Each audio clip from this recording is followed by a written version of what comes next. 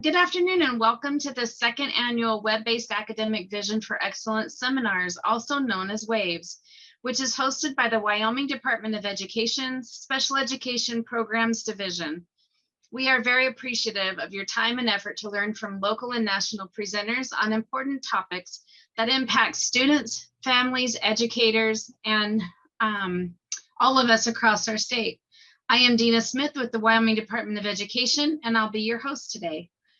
We encourage you to participate and ask questions throughout the presentation by posting your questions in the chat, and your questions will be answered at the end of the presentation today. Presentation recordings and materials will be available for you at the Wyoming Instructional Network for the remainder of the school year. Watch for the link to be provided in the chat box during this session. These recordings for these executive functioning sessions will actually be good through June 30th, so be sure to go back and watch those.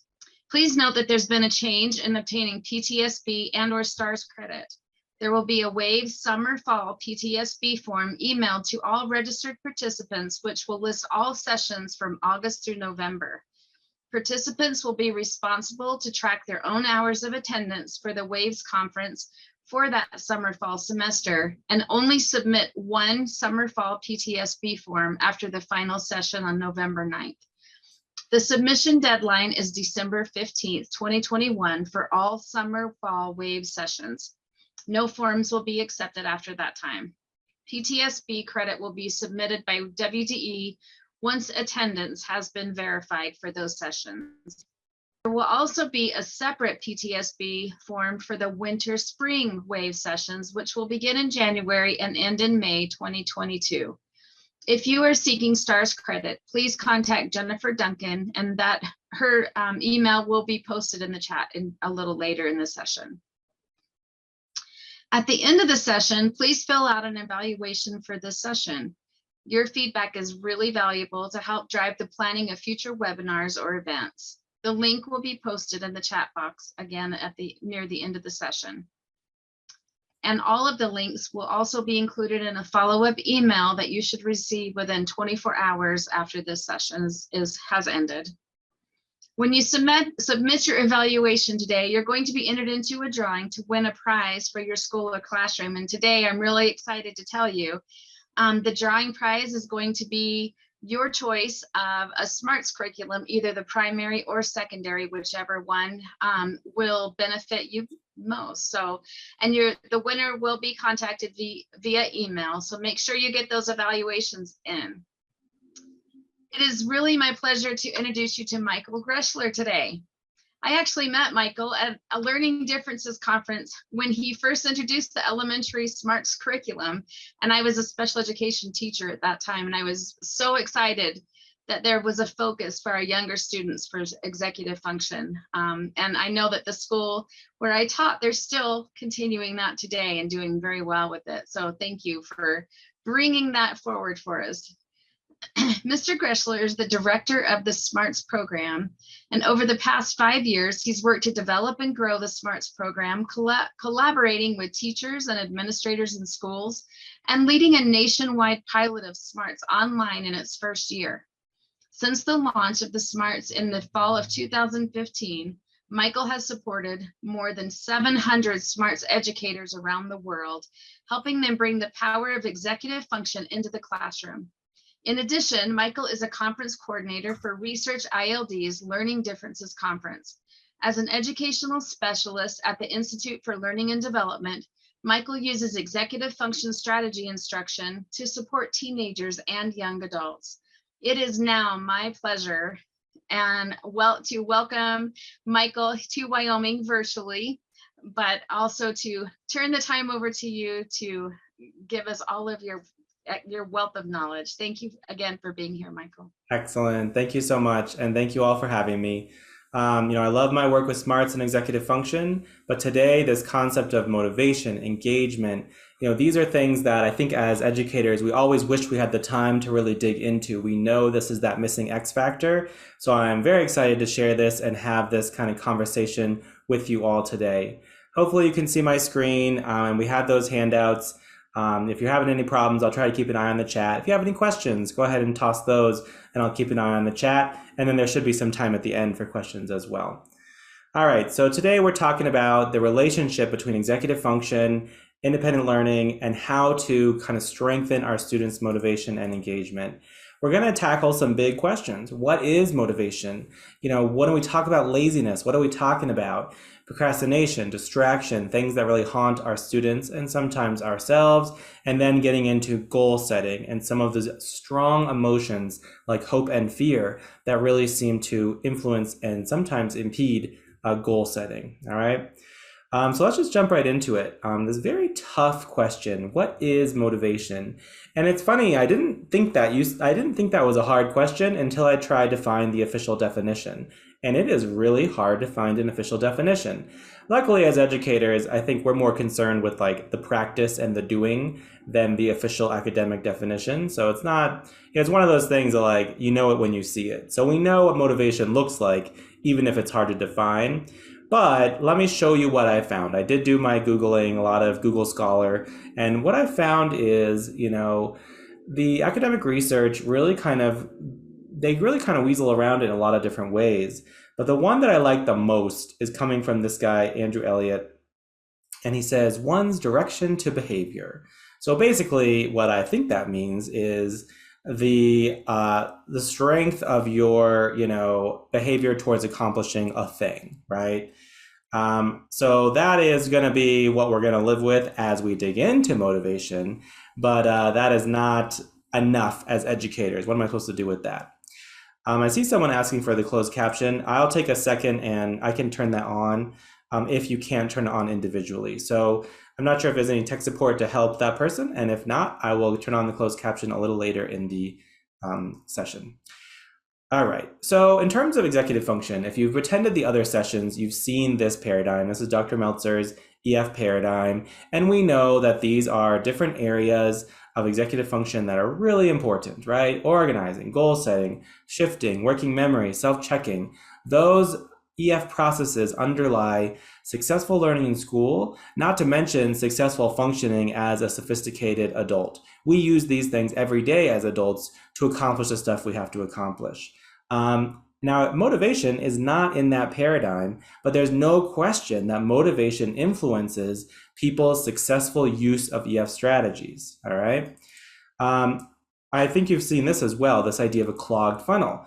A clogged funnel is when you are stuck. You are stuck and nothing is coming out. I think about students who do their homework and they don't turn it in, or they start the homework and they give up halfway through, or they storm out of class saying, I cannot do it. So that is a clogged funnel. That is saying, I do not have the strategies I need to get things done. But motivation is clearly a huge part of there. If you are constantly failing at something, you're not going to be very motivated to do it. Whereas if you know you have the tools to accomplish something, you're going to be more motivated. So we know that motivation is an X factor within that. And I imagine that Dr. Meltzer showed you this paradigm as well. So this is the research paradigm that underlies all of her research, not to mention the SMARTS Executive Function Program, saying that the use of EF strategies is more than just strategies. The use of strategies is tied to metacognition, self-concept, motivation, and effort. And let me tell you a quick story about the first time I heard executive function, just as a way to kind of model that. So I'm actually from Colorado, so just down south of you all. And I was working in a Title I after-school program where we went into schools that were struggling and we did targeted academic intervention to help kids catch up. And they paired me with a student who we'll call Jesse. And Jesse was in 9th grade and he was failing geometry. Now, 9th grade geometry means I think that was technically a year ahead at his high school. And he had done well in math in middle school, but he was getting a big old F in geometry. And, he was a fun student to know. He was really quirky. He loved like heavy metal and, mopeds. And he had like a big, backpacking backpack. He had a pet rat. He's an interesting guy. We enjoyed working together. Well, we enjoyed meeting together, but he did not enjoy working. You could not work on him with work. He would be doing math homework and you'd be like, let me help you with that. And he'd be like, shh, quiet, no. And he would just staring at the paper. And he'd be like, the answer is 3. I was like, this is geometry. The answer is like a triangle or something. And he was really doing poorly. He would do anything he could to get out of class. He would go to the nurse's office a lot. And anytime you kind of tried to nudge a bit and be like, what's so hard about this? He'd say, I can't do it. I can't do math. I guess I'm stupid, which I hate to even say that out loud to a group of educators. That's such a horrible thing to hear a student say. So I was really at a loss. He would meet with me, which is important, but we weren't getting anything done. So the school psychologist, came through and said, what he really needs is help with executive function. And I was like, sure, no problem. I got it. Now, I had never heard that term before. So I went home and Googled it. And I was like, executive function, organization, no problem. Let's do some organization.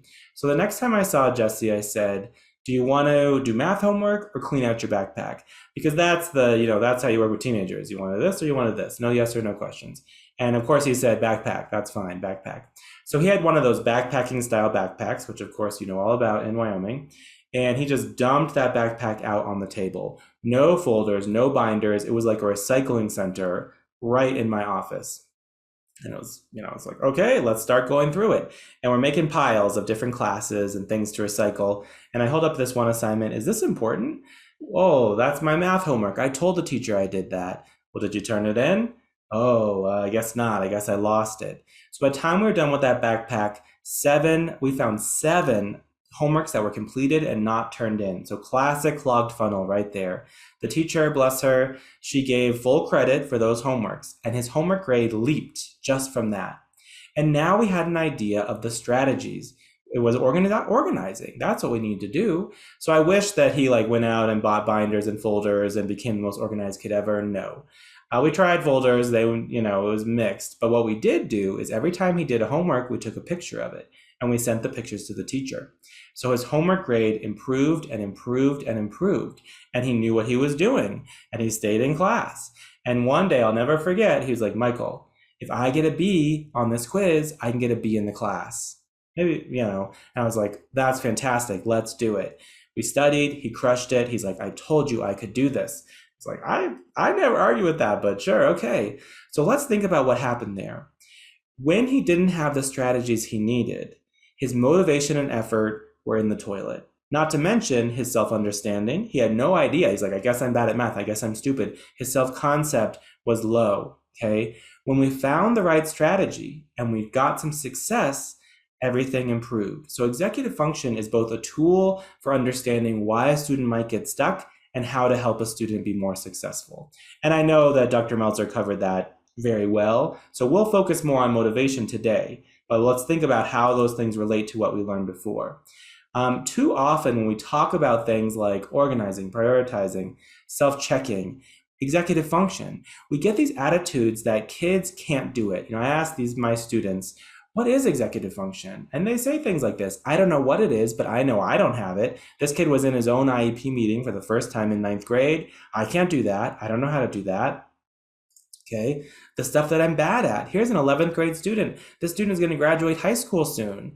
They're going to be either heading off to college or into the workforce. And they're saying, oh, I can't manage my time. I can't do those things. And then finally, doing whatever the teacher says. Why don't you just tell me what to do? These are students who cannot rely on their motivation to persevere when the going gets rough. So we know we have to do something to help students check in with their motivators, to help them persevere, right?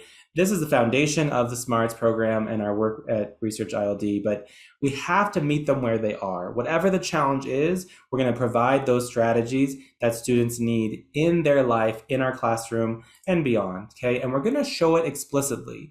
And this is such an interesting thing. We were doing a training on organizing. Great, I'll show you how to organize a backpack.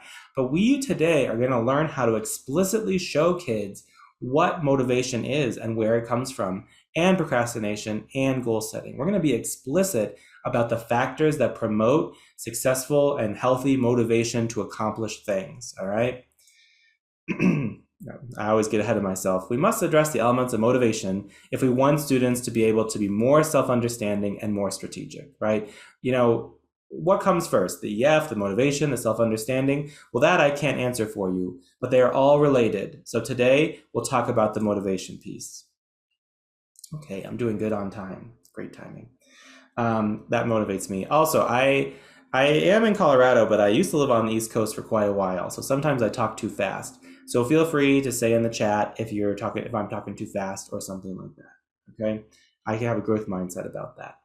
So let's move into the first kind of chapter of motivation. We're going to talk about motivation and laziness. And those air quotes on laziness are there on purpose. Okay. So what motivates people? What demotivates people? I mean, these are the questions that are really essential to framing our work today. And, they are big questions. They're not easy questions to answer. Now, psychology has been trying to answer those questions since its beginning.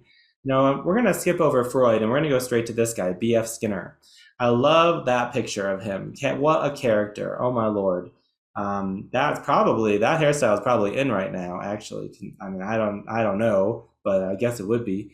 But anyway, B.F. Skinner is the founder of a school of psychology called behavioralism. And behavioralism says, the consequence of an act affects the probability of it occurring again. If I give you a reward after you do something and you're happy about it, it goes well for you, you're going to want to do it again. If something bad happens, you're not going to want to do it again, right? This idea of, I think it's called conditioning, right? Think about the rats in the maze who are chasing after this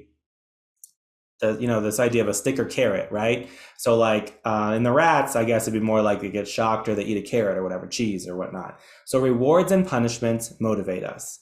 And that seems like to be a pretty fundamental, fact of human existence. And it won't surprise you, but schools are very heavily influenced by this behavioralism. Grades. An A plus feels great. What a delicious carrot. An F feels bad. What a painful stick, right? And this is a primary way that we seek to motivate many of our students. However, it doesn't always work, right? It might work for a lot of kids, doesn't work for everybody. So why not? Why doesn't it work for everyone? So another psychologist kind of gave us a glimpse of what else might be going on. Oh, I forgot. Let me tell you another story here, another Colorado story. So in that after-school program, we would give kids rewards for doing well. We were an after-school program. We had no way of punishing people. So with no grades, for example. So we could only reward. And if you did well enough, at the end of the day, you got a coupon. And if you saved up enough coupons, you could buy something from the store. You could buy candy, you could buy a squirt gun. That was like the big toy, the squirt gun. So a lot of kids, well, not a lot, a handful of kids, they would work really hard. They would get those coupons and then they'd buy their squirt gun and they're like, I'm done now, right? I got what I wanted. I'm done. I don't want to come back and do reading anymore. But I would say more kids, they wanted that squirt gun, they wanted the candy, but when they finished it, they kept coming. So the question is why? If it's all about rewards and punishments, then why do we keep going when we accomplish a reward or when we suffer something bad? So we come up to this concept of mastery motivation. So another psychologist, you're going to get a little mini grad school course today, by the way. So another psychologist named Harlow, who was famous for developing attachment theory, but this is before that. He said he was a behavioralist as well at first in his career. And he said, I'm going to figure out why rewards sometimes kind of plateau. Why is it that for some people, when they get enough reward, they're just done? At a certain point, enough, how many squirt guns does a kid really need, right? So he was going to do his experiment with monkeys, and as they do, and he wanted to test bananas as a reward, and he's going to see how many bananas is too many bananas for these monkeys. And he put a puzzle in the cage. So the puzzle, not like a jigsaw puzzle, like you pull a lever, you switch a ring, and you like a 3-part, manipulative puzzle. And unfortunately, these monkeys are lab monkeys, so they are very unhappy and easily scared. And so he had to put the puzzle in there for a couple days before he starts bribing them with bananas because they get freaked out by new things. And he's like, I don't want them to kind of lose their minds about it. So he puts the puzzle in there. The monkeys are freaking out. He goes home for the night. He comes back the next day, and the monkeys are solving the puzzle. And they're teaching each other the puzzle, and they're fighting over who gets to solve the puzzle. Now that makes no sense. There's no reason for that. They haven't even gotten any bananas yet. So what the heck is that about? And he comes up with this idea of mastery motivation.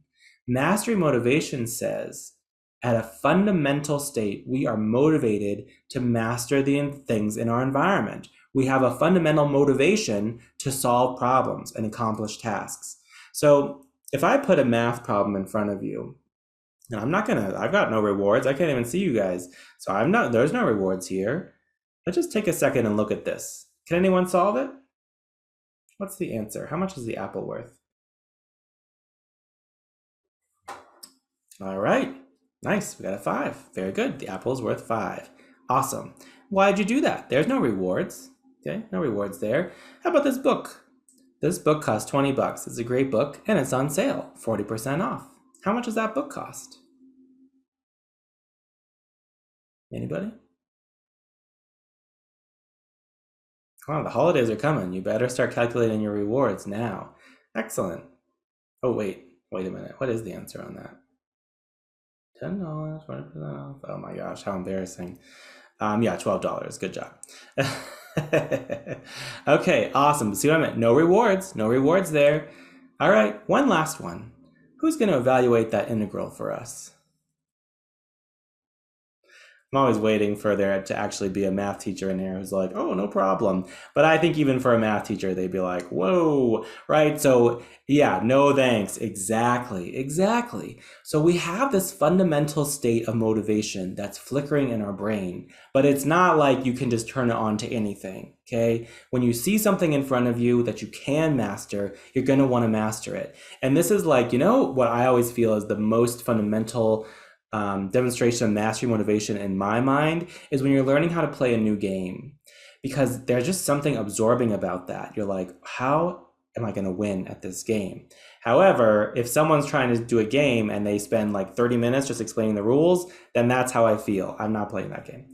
But the fundamental thing here is that the brain is a problem-solving machine. That's how it evolved, to naturally want to master any challenge that comes its way so that it can keep on surviving, go ahead and find the food and provide for the family and stuff like that. So at a fundamental state, we are problem-solving machines. Rewards and punishments are part of the equation, but there is a sense that we want to be successful because of ourselves. Yeah, the little coupons and squirt guns are great, but the satisfaction of learning to read is better than any squirt gun could be. This dovetails well with this. I love this phrase. It's from The Explosive Child, which if you're looking for some resources on discipline and you never read this, it's truly excellent. It really is a game changer. And Think Kids is the other author of that book, and he has his own website with a lot of great stuff. This idea of kids do well if they can. So mastery motivation would tell us that as long as a kid thinks they can, they would be putting their motivation in, that there's a natural ground state of being motivated, all right?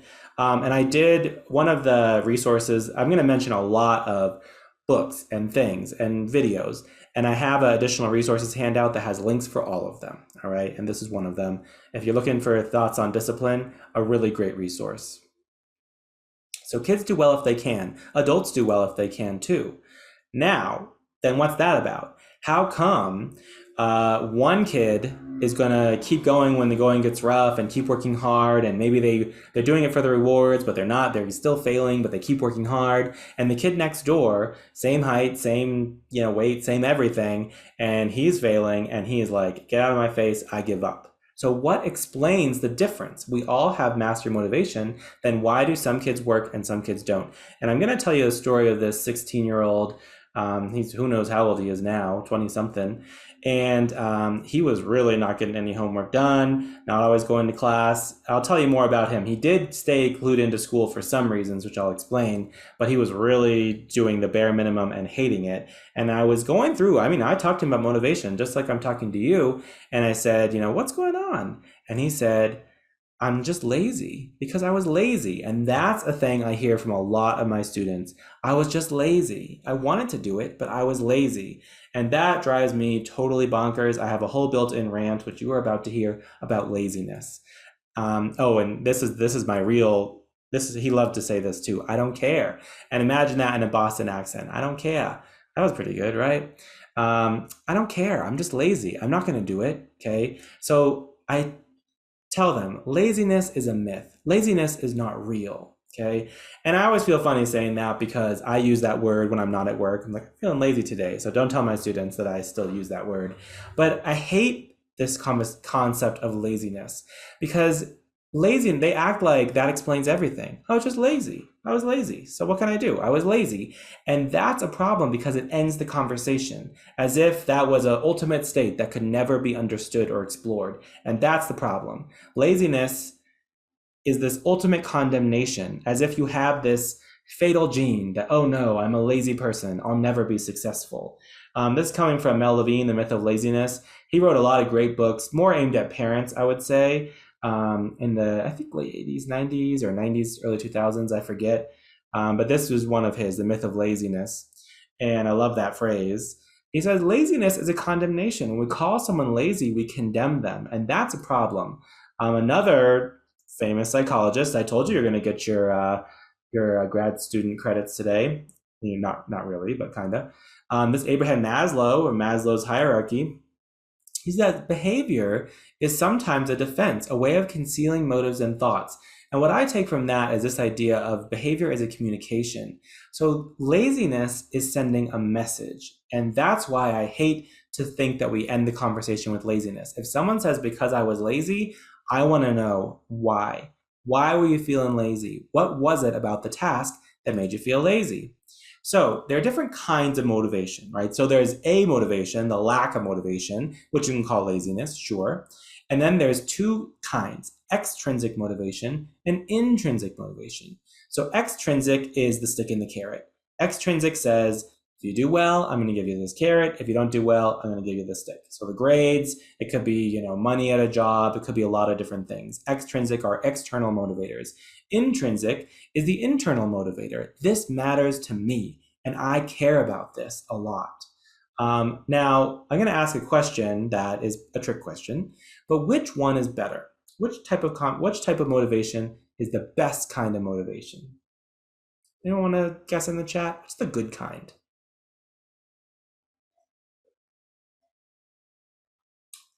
Teachers are so hard to trick. Yes, great. Intrinsic, right? Intrinsic is what you want. However, I told you it was a trick question because the truth is that they are intimately related. Oh, the one that gets the job done. I like that, actually. That's a great answer also. So the point is that the separation between them is kind of arbitrary, right? Like almost everything starts off as extrinsic motivation. Sometimes I watch reality TV for professional purposes, I swear. There was a show called Child Genius, and it's funny, reality TV, right? But anyway, the kid was really good at the piano, and the mom was like, so, do you like playing the piano? My mom makes me do it. And I have another friend who's a pianist, and he said, yeah, the mom makes you play the piano first. Even if a kid's like, I want to play the piano, they don't want to practice the piano all the time. So almost everything starts off as extrinsic. Another even grosser example is potty training. Why would someone want to be potty trained? Your life is great. You got everything going on. Don't unpack that statement. But the point is, from your point of view, life is fine. So extrinsically, your parents or whatever unlucky adult is going to do it has to help you be motivated to be potty trained. They're going to use rewards and punishment. They're going to use compliance. They're going to do it because you're going to do this because you have to do it. You're growing up. Now, as things go well and you become more successful, you start to internalize the motivation, whether that's piano playing or not peeing your pants. And by the end of it, you are intrinsically motivated if things go well. And I assume we are all intrinsically motivated to be potty trained. So good job. For the motivation in that area worked. However, for a lot of us who had to play the piano as kids, who don't play it anymore, something went wrong, and we are no longer intrinsically motivated to get something done. So there's something going on here that explains why some things that start off as extrinsic motivation become intrinsic. Now let's understand why. This is coming, another pair of psychologists. This is self-determination theory from Deci and Ryan, who are amazing psychology professors in Rochester or Syracuse, somewhere in upstate New York. And they say, to become self-determining, to become intrinsically motivated, 3 factors must be met: autonomy, competence, and relatedness. And this piece I love, I'm happy to share with you. I think you're going to find it really interesting. Autonomy, competence, and relatedness, the 3 magical words, the 3 conditions that when they are met, promote the development of intrinsic motivation. Let's just define those carefully before we go on. Autonomy.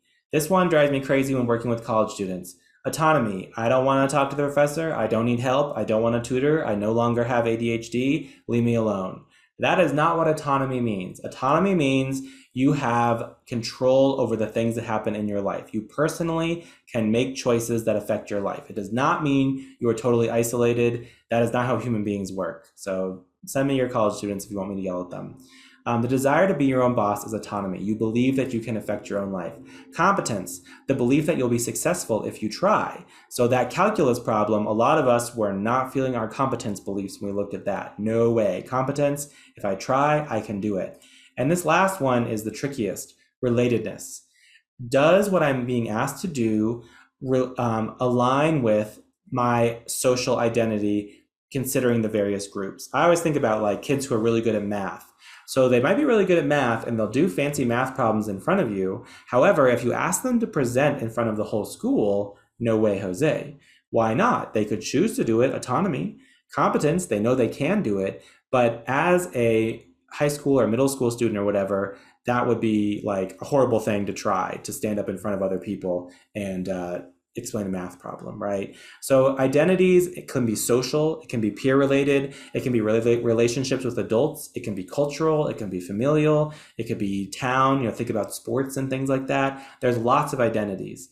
And motivation is powerfully impacted by what you think the people in your identity group do. All right, that one's pretty nebulous, but I think we'll see how that goes as we explore this more.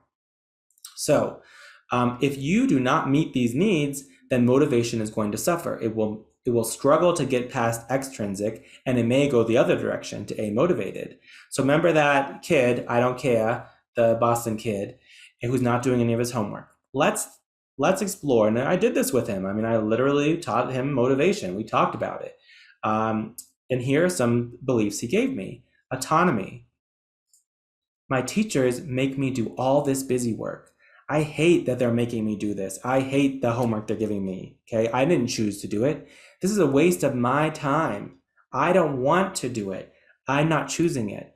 And I don't want to meet with them after school. So all of the things he's being asked to do are attacking his autonomy beliefs, right? Common, I think a lot of teenagers are very fiercely protective of their autonomy. Competence. This is impossible. He had to do a book report on Ethan Frome. This is impossible. This book is so old. I can't do it. I suck at reading. Okay, I can't read. And this project is way too long. An interesting thing here, by the way, is he had been evaluated by the school. According to the evaluation, his reading was fine, but his competence beliefs don't reflect that. They reflect what he believes. Okay, and lastly, relatedness. The teachers are mean to me. The teachers are out to get me. My relationship with the teachers is a danger to me. They're trying to make me come after school to punish me, okay? And all my friends agree that grades don't matter. So in his relationship as student, he feels antagonistic. Those teachers are out to get me. And in his relationship with his friends, who he identifies with, we all agree that grades are stupid, okay? So in all of these areas, the beliefs he has are demotivating him and preventing him from working. All right, so no wonder his funnel is clogged and no wonder he's not getting any work done. Okay, so I want you to take a second and think about a student in your life, or who maybe you're thinking about while we've been talking, or yourself, something you're demotivated to do. And go ahead and find that self-determination planner in the handouts. And it should be the second or third one. Actually, I'm afraid to copy and paste it. Oh, I can copy and paste it if you're not finding it. And think about, what the autonomy and competence and relatedness beliefs are for that student, for that task. All right, so it's not just in general in life. I want it to be that kid doing homework, or that kid playing the piano, or whatever it is that your student is struggling in terms of motivation, or yourself, and try to explore what you think the autonomy, competence, and relatedness beliefs are. In my student, all three of those areas weren't working, but a lot of times just one could be blocked.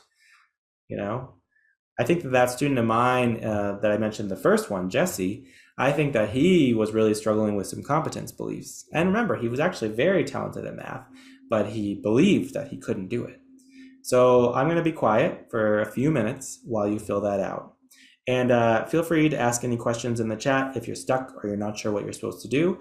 But otherwise, go ahead and take 2 minutes and try to fill that out for your student or for yourself, and see how this autonomy, competence, and relatedness feels.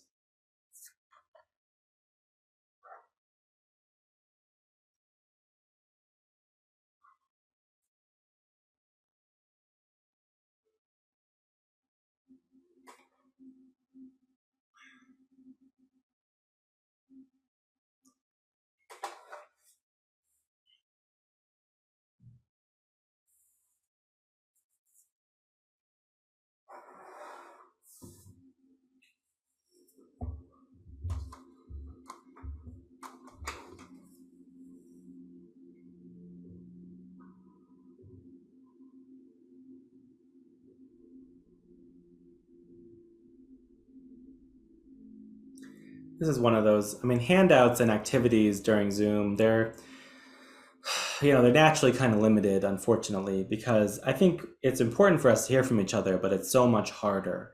However, if you are filling this out, or if you're done, if you want to share kind of which area do you think was really blocking your kid, if you could type that in the chat, and explain kind of quickly why, that would be super valuable. I understand that it's very awkward to do it, so certainly can't make anybody. But if anyone does feel kind of moved to speak about that, I think that would be great, because you saw my student, but there's a lot of, everybody's different and everyone's motivation might be different. So if you're feeling like one of those areas, autonomy, competence, or relatedness, is really to blame for a student or yourself that might be demotivated on something, please feel free to share that in the chat. That would really be great. Otherwise, you got like a minute and a half to finish filling that out. Yeah, so someone's saying relatedness. This idea of relatedness and not understanding the point. Remember, relatedness is very tied up with identity. And it's funny, we don't consider ourselves identity teachers, but the truth is it all comes down to identity. If you don't see yourself as a student who wants to be successful, then everything else is going to be such a battle. So that relatedness is really huge. Absolutely. Yeah.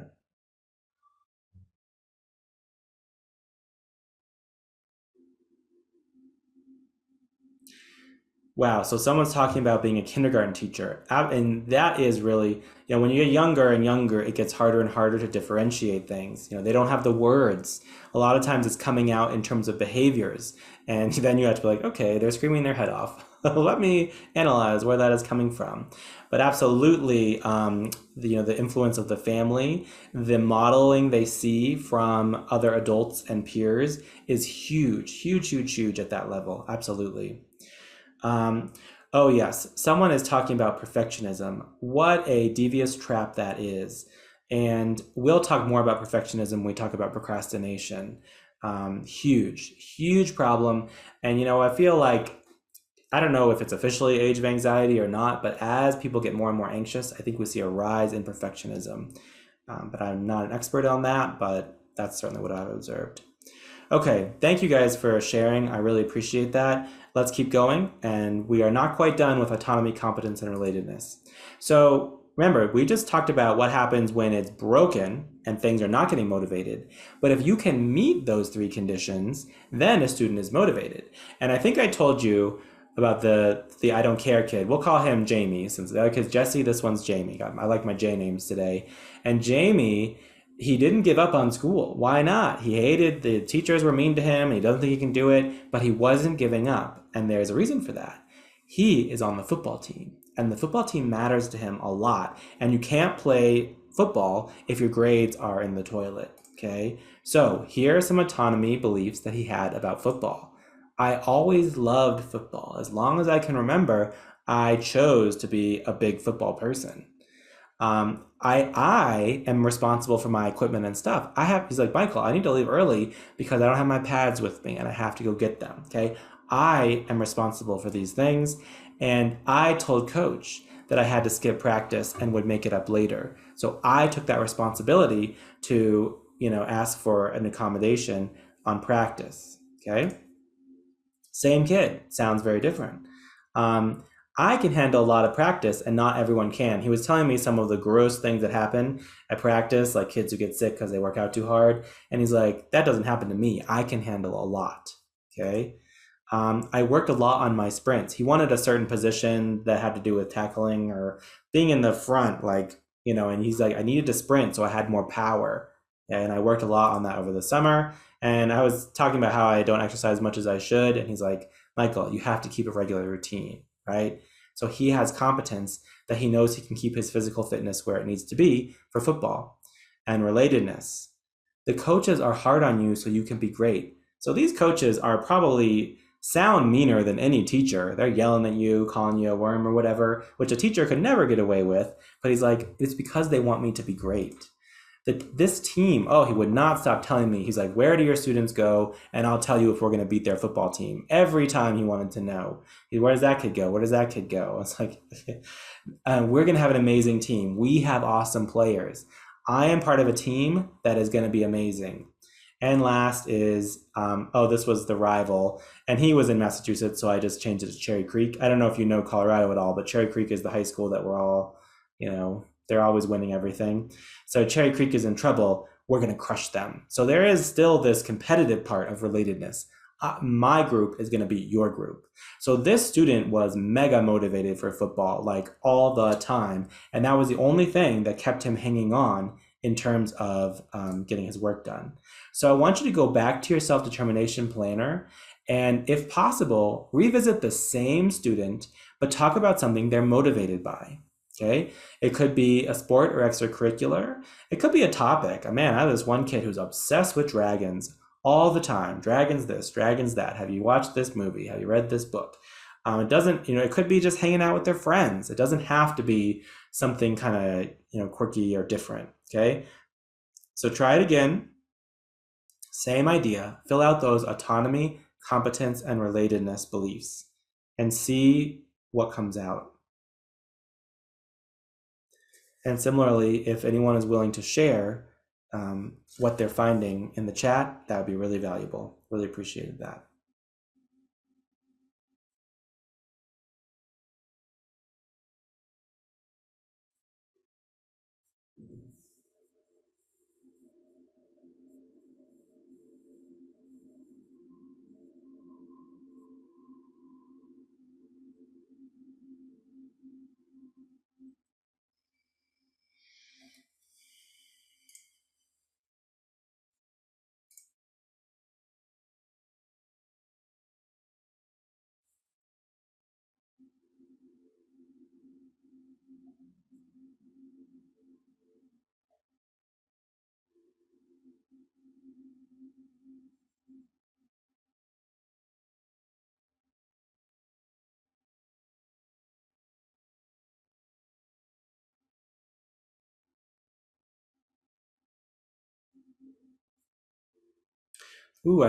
So someone said that about perfectionism, when you're motivated, perfectionism can boost you. And that's something I do tell students who are with perfectionism. I'm like, well, it means you're ambitious. It means you have really high goals for yourself. So if we can figure out how to turn those goals into action, then that perfectionism is going to be a secret weapon for you, right? Exactly. Being perfectionist means you care a lot, as long as you can bring it within the boundaries of healthy. Another one talked about for younger kids, The relationship with the teacher is a major motivator. They want their teacher to praise them. They really love that attention. One thing I love smarts, and we were working on the elementary, like Deanna was saying, and I was like, well, the timing should be about the same. We'll reduce the activity load. But I didn't realize that in elementary classroom, oh my gosh, you cannot get the kids to stop raising their hand. They all want to talk. They all want to share. They all want the teacher to be like, good, I like that. That's good. They're so motivated by that. And that does change as you get older, absolutely. The social piece becomes a lot more about your peers and what your peers are up to. However, that can be a great strategy. I mean, one big thing is like showing peers who are hardworking, showing peers who value their work and things like that can be a major motivator for teenagers. Okay, 1 or 2 more minutes on that one. If anyone has anything else they want to throw in there, please do.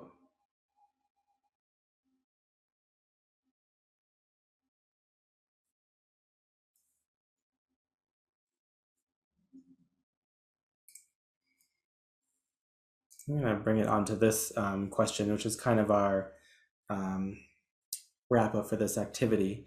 So the question we have to ask ourselves is, what for this student, and it's student by student, but what is the difference between the tasks that are motivating and the tasks that are not so motivating? And how can we leverage them?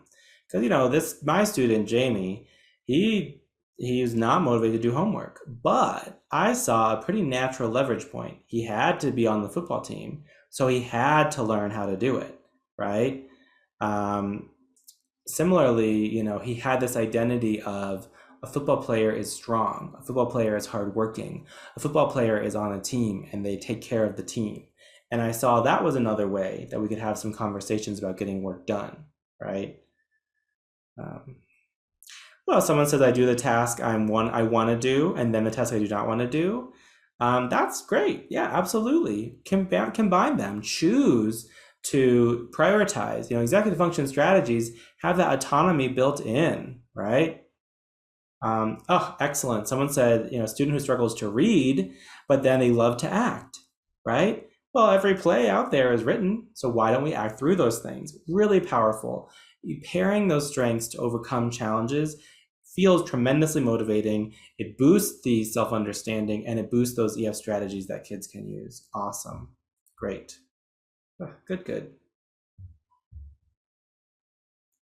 Ooh, what do you do when you have a student who constantly changes their motivation? Wow, that's really interesting. I think having those conversations around it, for students who really have very variable kind of emotional states, right? One time being super motivated, one time being super down and whatnot.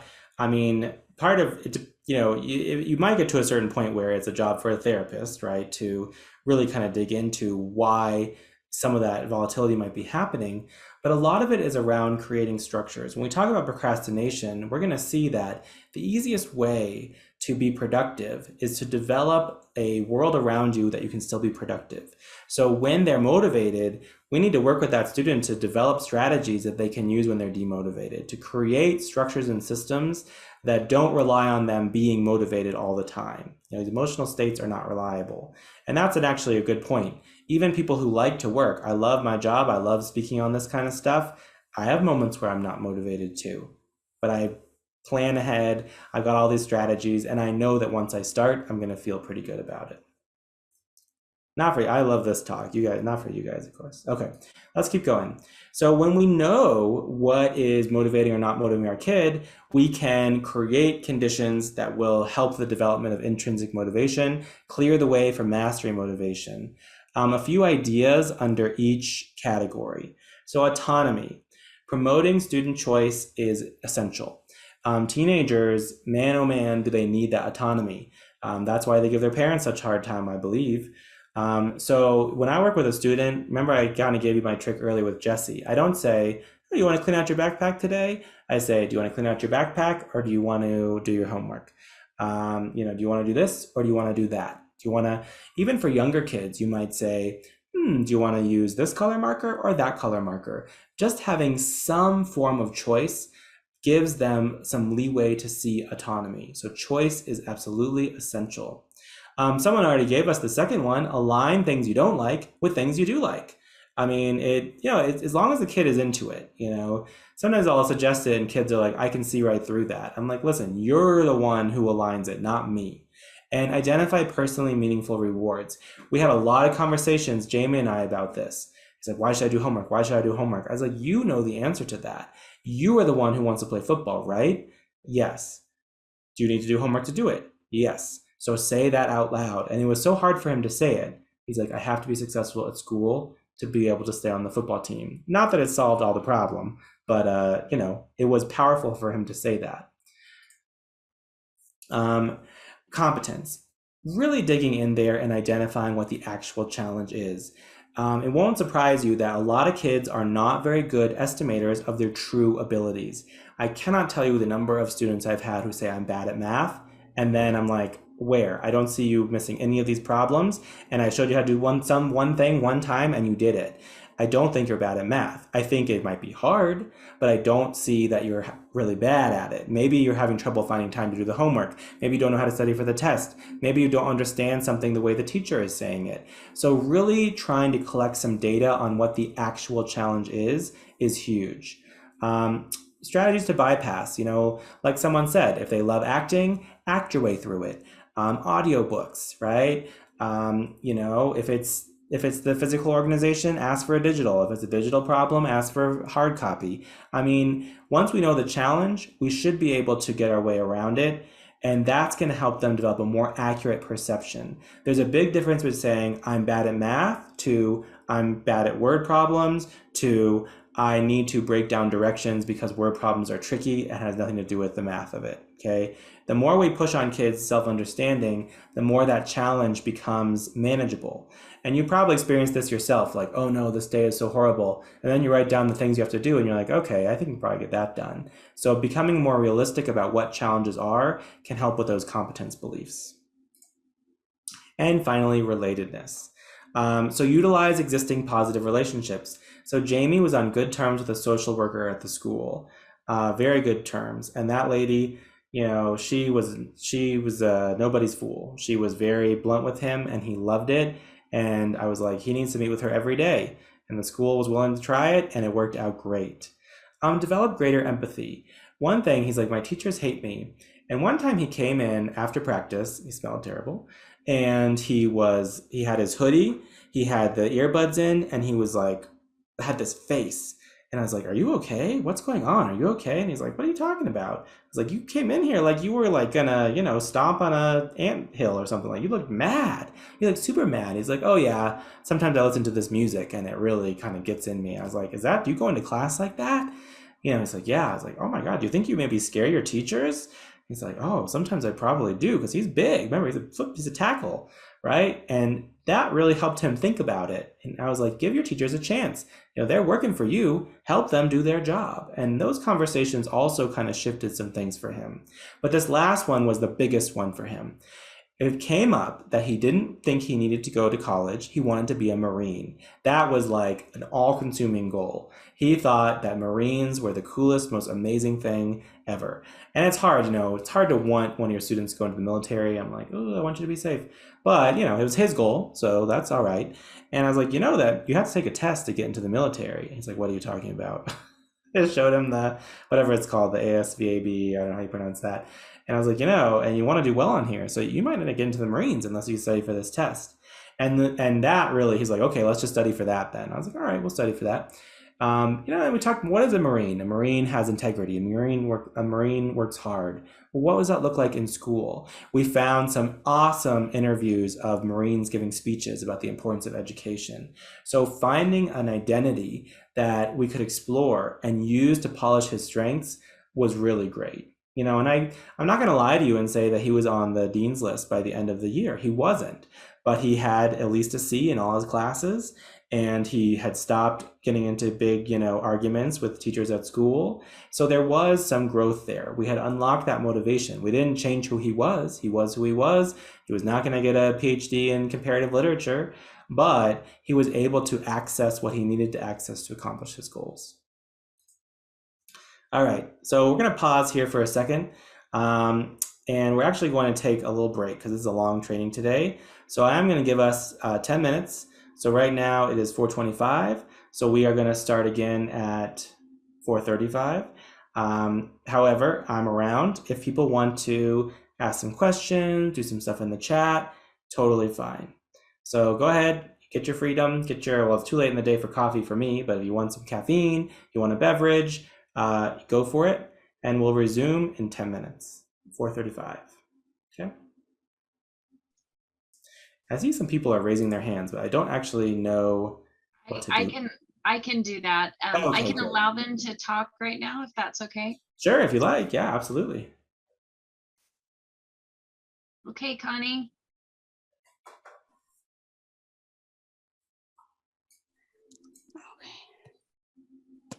Oh my gosh. You're on. Oh God. Yep, you're on. Oh my God. Connie, are you there? Ugh. Did you want to ask your question live or put it in the chat? Oh, sorry. I don't think I had a question. I was hitting the wrong button. Oh, no problem. That's technology for you.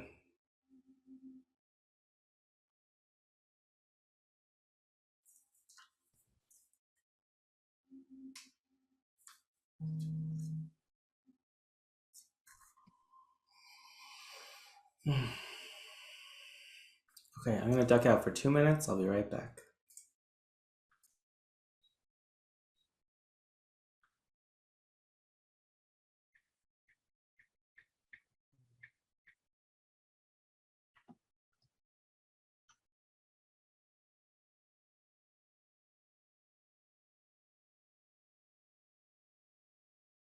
So for those of you who have maybe popped in, just joining us, we are just taking a break for a few minutes and Mike will be right back with us.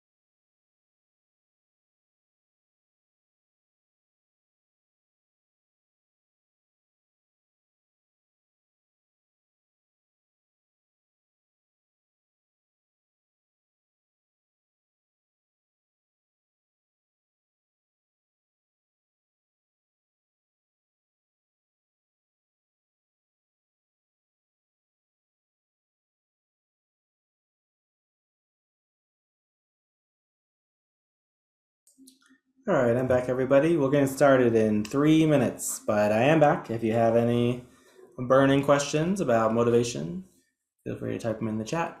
Otherwise, we'll start in 3 minutes.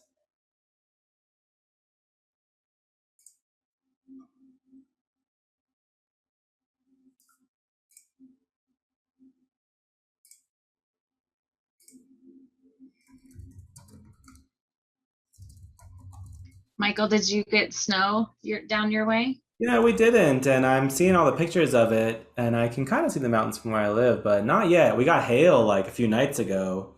Man, I forgot about that. Is it snowing up there? It did a little bit today in Cheyenne, but it's gone already. But in some areas of the state, they really got a lot of snow. So, Wow. Oh my Lord. yeah. Seems early, Oh, but I guess it's October, right? It is. We've had a yes. beautiful fall, though. That's been pretty nice. Yes, I agree. Yeah, Northeast Montana said got lots of snow yesterday, had to close Bozeman Pass. I know that some of the school districts had to close yesterday, and a lot of power was out. So there were areas that they got lots of inches, but Yeah, I guess the trees aren't ready for it or whatever. oh wow, and Gillette 18 inches and no school. Wow. That is serious. 18 inches? Wow, wow, wow. Thanks.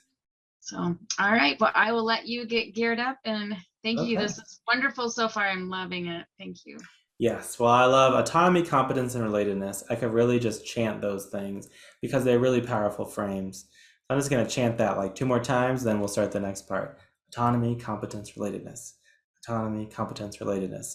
So make sure that's seared in your brain too. That's a really powerful tool for unlocking students when their motivation is stuck. All right. Okay, with that being said, I said I'd wait till 4:35. All right, I'm going to sip this water, and that's going to do it.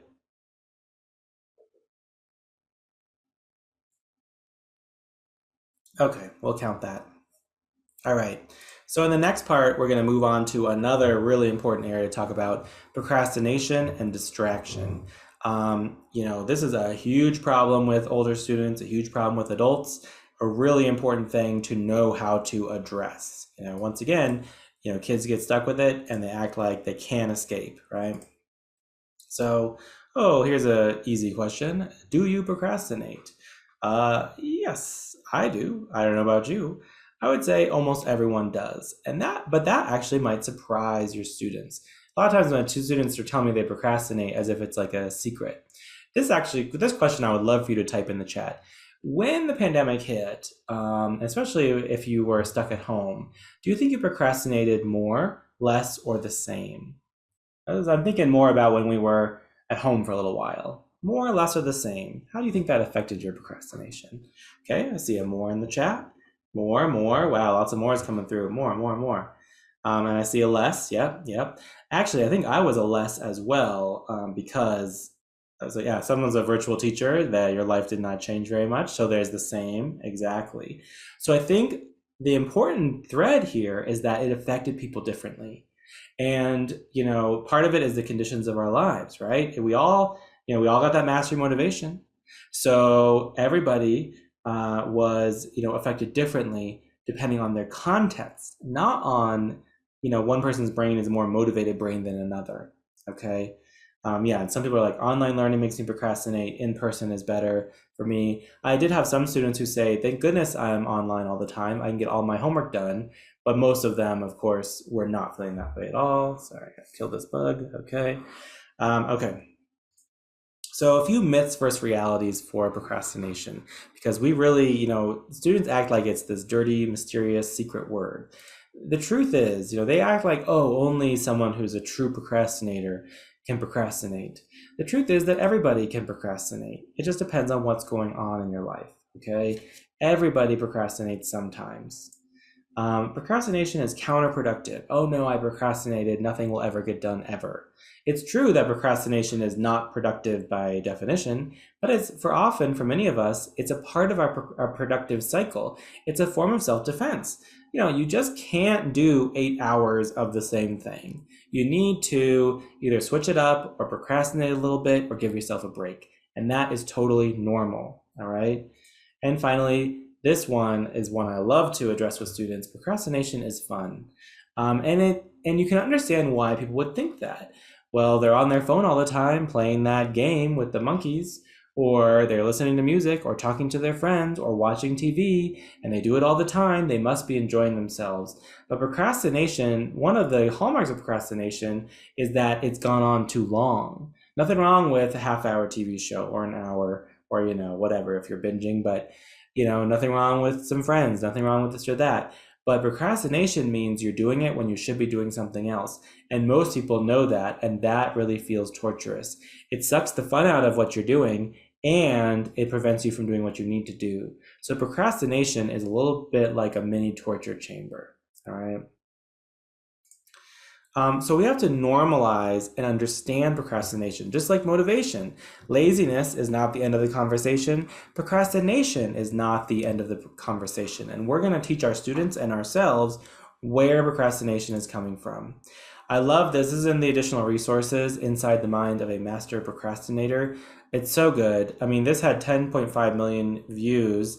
I think I took this screenshot, I don't know, a while ago, basically. I'm sure it's up millions and millions more. This is an excellent video where he talks about what it feels like to procrastinate and what's going on in your brain when you're procrastinating. And he's so funny, and it has some twists so that, this kids think that he's talking about how great procrastination is in the end, and he's got a surprise ending. It's really funny.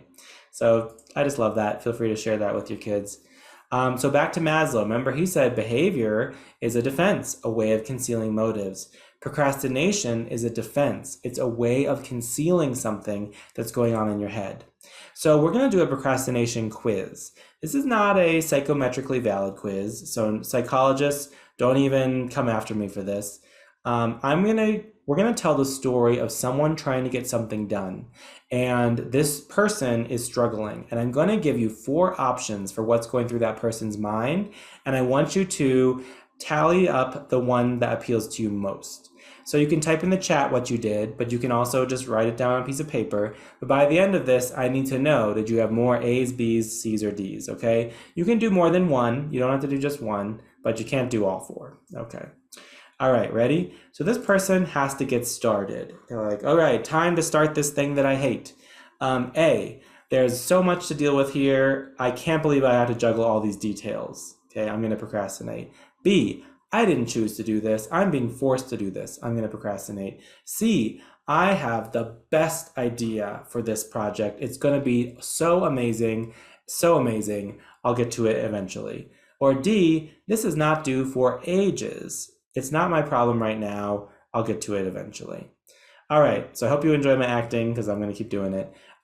Which one do you think resonates with the way you procrastinate? Which one's going through your head when it's time to procrastinate? So A, B, C, or D, type it in the chat and or make sure you tally it. All right, seeing some C's, some D's, and A, C, D, A, D. Nice, good. Okay, excellent. And make sure you tallied up which one you did. I want to know how many of each one did you get in the end, okay? All right, nice. So now you're working on it. You finally got yourself to work, okay? And then it's time to procrastinate again. This one thing is not working. It's driving me insane. I have to fix it. I have to fix it. I can't fix it. I'm going to procrastinate. B, do not tell me how to do this. I'm doing this my way. Stop telling me how to do this. I'm going to procrastinate. C, oh gosh, I should do some of that work. I know it's coming together. I know it'll be fine, but I should do some of that eventually. I'm going to procrastinate. Or D, well, I want to care about this, but it's so far away. It's not real yet. I'll get to it eventually. Okay. So which one are we on this one? Ooh, we got some A's. Oh, lots of A's. Okay, I got a B. We have more A's. Whew, got some people really taking care of those details. I see some C's. It will take care of itself. Nice, good, A, B. And you can do more than one. You can do more than one. That's fine. C, A, C, good. Nice, awesome. Okay, all right. And now it's time to turn it in. It's time for this to be done and off your plate forever. And then you're going to procrastinate it again just to prolong the agony. A, I can't turn this in. It's horrible. I hate it. It's the worst thing I ever made. B, why did they make the deadline now? This is clearly an attack on me. Like, I can't believe they made the deadline now. It's the worst time possible for me.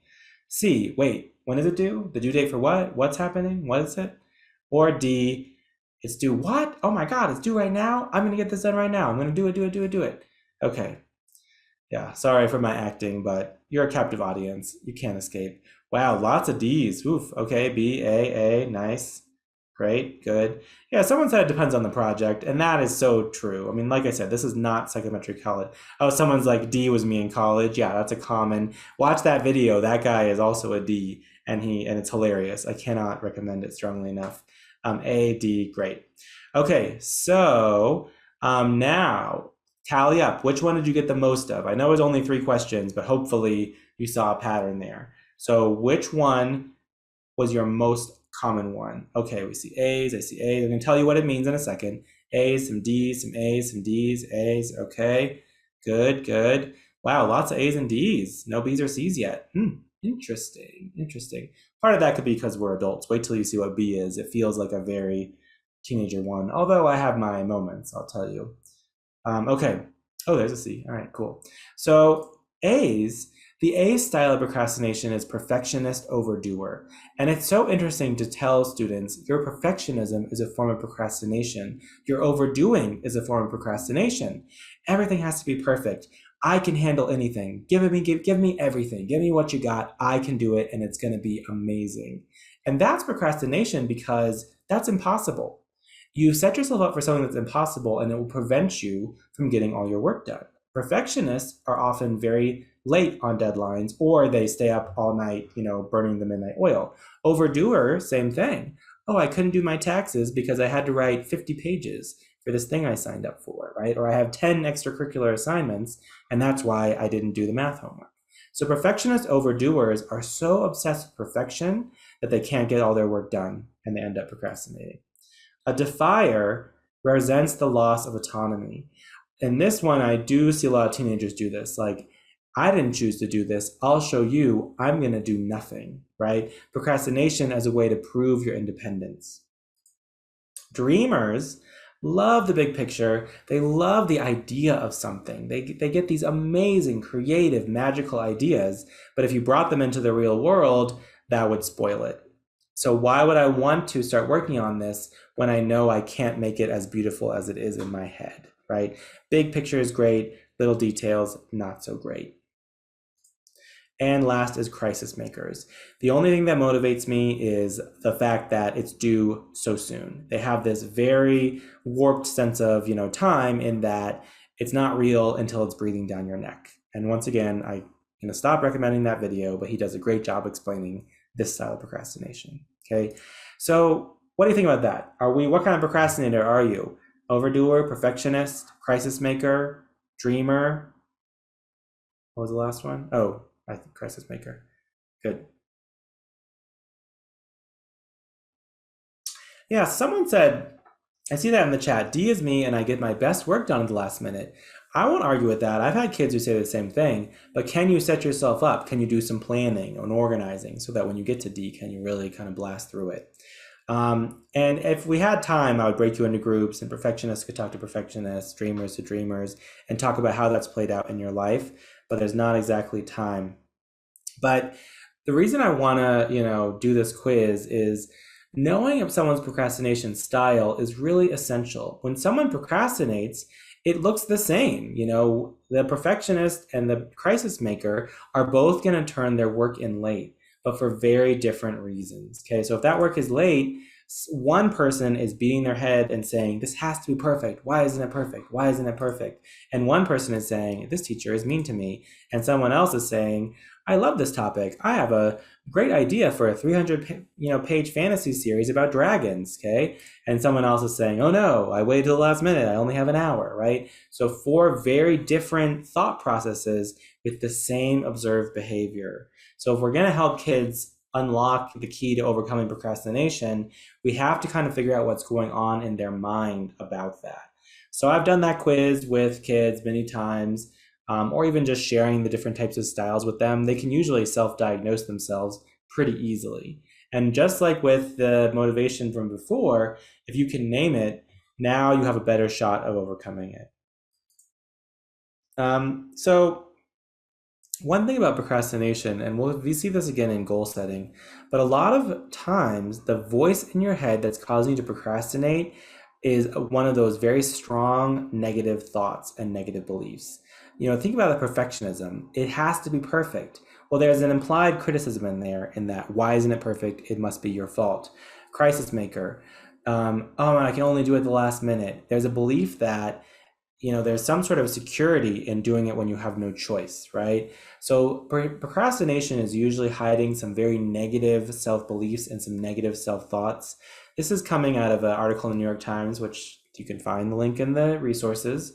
And she's like, procrastination is not about self-control. A lot of times it's about the environment we put ourselves to work in and the way we talk to ourselves.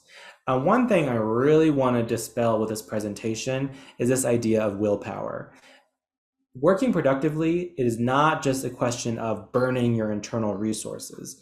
Yes, there is a sense of willpower and the energy you have to accomplish something, but that's not the easiest way to be productive. The easiest way to be productive is to be clear-headed about what's going on, to use strategies to create spaces for yourself. So this is Charlotte Lieberman wrote this article, and here are her tips. And to me, this article was very mind-opening, but see what you think. So one is, don't be too hard on yourself.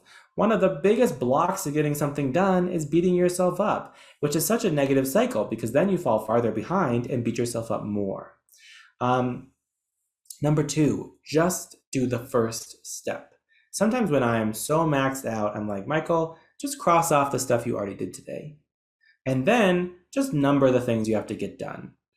And then pick one easy thing.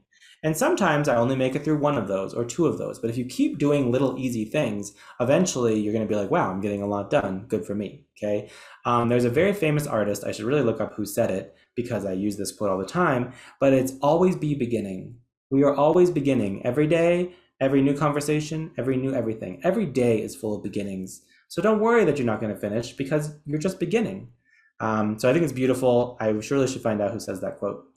Number three is huge, and we'll come back to this. Hide your temptations.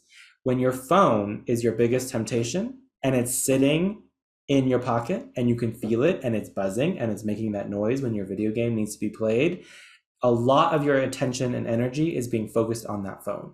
So if you put it somewhere else, you don't have to waste all that energy. One of the most productive ways to be more productive is to hide your temptations.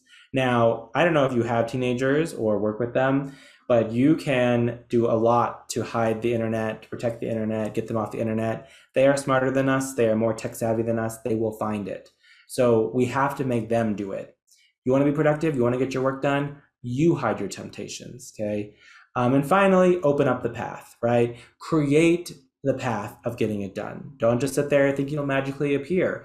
Planning and creating a workspace that you can work in is the best way to get work done. And that's what we're going to build on now. One more YouTube that actually not one more, there's a few more, but this YouTube is also fantastic. This one really blew my mind when the lockdown first started. This guy, CP Gray, is a big YouTuber. He always does these weird cartoon things and he has such a strange voice, but he talks a lot about productivity and he's an adult talking to adults. But I've shown it to many teenagers.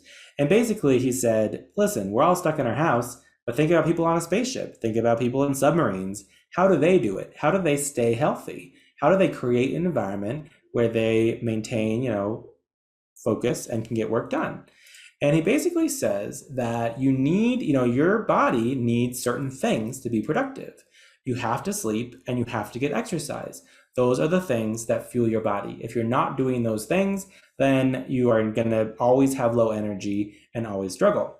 And then he says you have to have a place to do work and a place to do creative and fun things.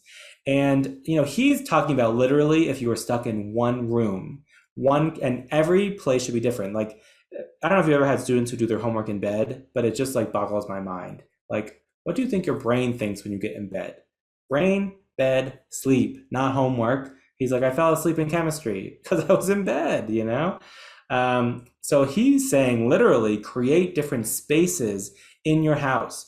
Where is the workspace? Where is the exercise space? Where is the creative space versus the sleep space? Okay, each of those spaces should be different. But there's another, oh, thank you. Thank you so much, Peggy. Every moment is a new beginning. Thank you. And T.S. Eliot, I feel classy. But basically, he's saying every space should be different, but also could be every moment of time. Looking at someone's schedule and asking them, highlight your work time, highlight your sleep time, highlight your exercise time, and highlight your fun time. Separate those times out and honor that division as a sacred division. If you're doing younger students, you can do that highlighting for them. You know, you're not maybe as worried about that at home, but you can say, like, now we're doing, you know, a lot of times they do that schedule. I would love to see those different parts highlighted. This is where we're going to be doing some fun stuff. This is where we're doing work stuff. By creating these different categories of time or space, you have created a workspace where someone can be more productive than ever. Yeah, chunking tasks together, categorizing tasks. We need to understand how these fit into these different areas to be productive. Okay, so a few strategies over overcoming procrastination, and feel free to weigh in, but I put a couple in here. And these are just coming from my own work and from other, you know, trainings and things like that. So for perfectionists and overdoers, remember, we're trying to silence that voice that says, not good enough, not good enough, not good enough. Done is better than perfect. That is a quote that I heard from a Harvard professor. I don't think that they came up with it, but done is better than perfect. And that has served my students very well. Just turn it in. Better to have it in on time and not be right than to, you know, just keep going. You know, extensions are a common accommodation, especially, you know, in high school, but this can be really dangerous for perfectionists. So I've had students who say, can you make it due early for me? Which a teacher is going to be like, what? But that might really help them. And then finally, that self-esteem folder. Anytime a student does well on something, I'm like, oh, let's take a picture of that. So when they start saying, I can't do this, it's not going to work, can't do this, I'm like, let's look at our self-esteem folder and see what the evidence says. And it's so funny, they're reluctant to do it, but then by the end of it, you can see that weight come off of them, okay? Defiers, put it into your own words, tie it to something that you like to do, right? You know, give them a chance to own the decision to do it, and then they can do it, right? Reframing it. Dreamers, you know, I have this one kid, he's so creative, so articulate, but he hates writing essays because he writes the essay and by the end of it, he has changed his thesis 7 times and disproved himself and reproved himself, you know, 3 or 4 times, right? So it's like, okay, why don't you just speak it all out and then pick the one you like? Honor a dreamer's ability. That's a great thing to be able to do. However, you need to let it go if you're going to get the thing done, right? I love speech to text. I think that's great for dreamers, you know, categorizing, organizing, prioritizing, all that. And then for my crisis makers, you know, some mini due dates. I love this idea of accountability teams. And that's something I use actually with a lot of students is who is part of this? You know, this idea of humans are not solo, right? We don't do things entirely alone. And unfortunately, I think that schools send this message that you should be able to, because it's only one kid's name on the top of that paper. There's only one kid's name on the report card. But the truth is that even for a homework assignment, the teacher assigned it, the teacher kind of crafted how you might do it. Your peers were asking questions, and the answer to those questions helped you understand it better. You got stuck and you asked one of your parents for help. So everything you accomplish as a human being usually involves a team. So as a crisis maker, if you're not good at the scheduling of things, then make an appointment with the teacher halfway through. Well, you have to have something ready for that meeting with the teacher. So that accountability will help you get started earlier. If you're worried about the editing, hire yourself an editor. Be like, hey, mom, will you be my editor? There you go. And moms usually work pretty cheap, right? So building an accountability team can take some of the crisis out of the crisis maker and force them to be accountable to get a little more work done a little more early. I love accountability teams for college students. I'm a big fan of that. Okay. All right, so thoughts on procrastination. I'm gonna just like pause here for 2 or 3 minutes. Anyone have anything to say about something like I think two questions I always wonder at the end of a section. Is there something that you're still confused about? Like, I don't think this will work, or I don't know what to do about blank. Or is there something you're like, I'm going to use that tomorrow? So either one of those in the chat if you like.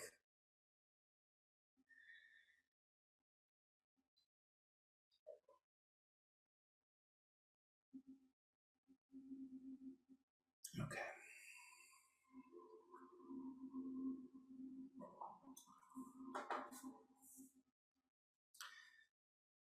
All right. Oh yeah, self-esteem folder. I love that too. Honestly, I that was something I did for myself. I used to be when I was a student, I don't know what it was about me, but I was so dependent on grades for a sense of am I good enough for this class? And every semester, before the first, big papers would come back, I would be panicked in class. So I would just like look at my folder like, oh, remember when you got an A on that paper? Remember you got a B on that paper and met with the professor and redid it and got an A on that paper? It helped me a lot. It really did. So yes, I think a lot of students would really benefit from that. And I love putting things in there that were bad and that they fixed as well, because that feels very good to fix something. Yeah, I mean, something is better than nothing. Done is better than perfect. It is life changing. I've had kids who are just failing in college, which is a lot of failings, but I'm being serious. And just that alone, and it made them so uncomfortable to turn in something that was half done and kind of garbagey. But the teacher was like, try harder, C. And they're like, I got a C on that? If that's a C, I can get a B or A easier. It gives you that feedback. Another thing is I tell them, like, what do you think your professors think if you don't turn in anything? They probably think you're like off sipping Mai Tais or whatever college students like, ice cream and shakes. Yeah, done is better than perfect. Huge, huge, huge. Yeah, great. Okay. Yeah, someone said the idea of perfectionism as a form of procrastination, and that is an important thing to say. Remember we talked earlier, perfectionism is not something to try to like surgically remove from your brain. It means you're ambitious. It means you have high goals for yourself. But if you're not getting work done, then you're sabotaging yourself, and that's procrastination. Same thing with overdoers, like students who are on they're on the football team and they're doing the play and they volunteer and they got youth group and they're Boy Scout and they're taking 3 AP classes and their life is in shambles. Like, you signed up for too much. You are procrastinating your work. And like, I don't procrastinate. I get everything done that I can. Well, you set yourself up to not be able to get things done. Therefore, you're procrastinating. And they have to slim it down. You should take on a meaningful bite. You shouldn't put more in your mouth than you can chew.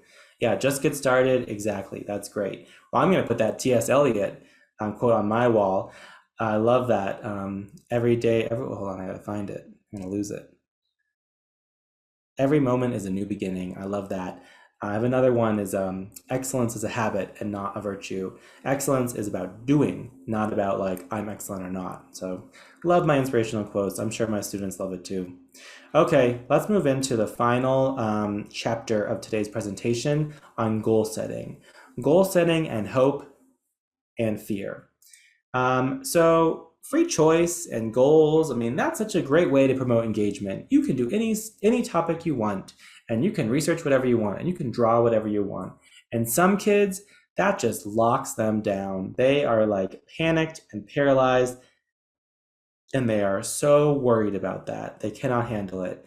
So when it comes to goal setting, it's a beautiful idea in theory, but in practice, it can actually be really hard for a lot of kids and really drag up some really dangerous stuff for a lot of kids. So I always say, there are some goals that are actually kind of dangerous because they're not actually goals. They're an excuse to beat yourself up. So I like to say there are 3 kinds of dangerous goals. So if you were to ask your student for a goal, what's your goal? And they gave you an answer that kind of worried you. What are some examples of goals that you might be like, I'm not sure about that goal? What would you give me some goals in the chat? What are some goals that are a little teeny bit worrying?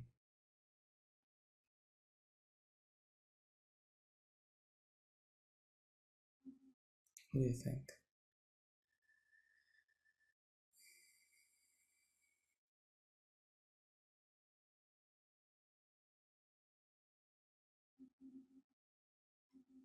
Okay, let's see. Yeah, get a 3.5 GPA. And honestly, I had kids who are like, get straight A's. I want straight A's or nothing. Or a goal like, I want to be smart. Okay, I've had students say that. I want to be smart. I want to be the smartest person in my school. I want to get straight A's. I want to get 3.5. So these pie in the sky academic goals, that is definitely a big category of dangerous goal because it has that seed of criticism, which is what's wrong with me? Why aren't I there? Even that 3.5, like you want to raise your grades, awesome. I support that. But if last semester you had a 1.5, then you shouldn't expect that because you're setting yourself up for failure. All right, that's one category. Anything that says all or never, absolutely. Things that are totally global. Any others though? What else? There's two more types of really dangerous kind of goals I hear. What are some other goals we're hearing about in Wyoming?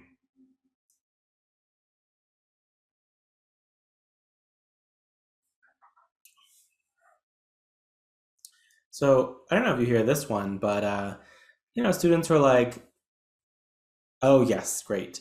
Get first place in nationals. There we go. Be an NBA player. Be like not just a doctor. I want to be like a orthopedic surgeon in Boston. Things like that. So those very far-fetched long-term goals are big. And they're problematic not because I don't think they can do it. I mean, hey, I hope one of my students becomes famous because then I can be like, yeah, I taught that guy. But the problem is they're not motivating in the day-to-day life. I'll never forget I had this kid who was in 8th grade and he was obsessed with hockey, as many people in New England are, and in Colorado too, now that I think about it. But he was obsessed with hockey and he's like, I want to be a professional NHL player. And I was like, oh, that's awesome. What team are you on? He's like, I'm not on a team right now. I'm in middle school. Well, don't you think you have to play on it? You should be playing hockey now. So these pie in the sky long-term goals are so far away that they're not motivating in day-to-day life. And all right, while I was jabbering on, you hit on the third category of dangerous goal, which is the most depressing. I don't have any goals. I have no goals.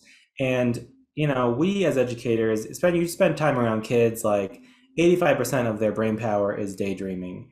They are generating goals every moment, right?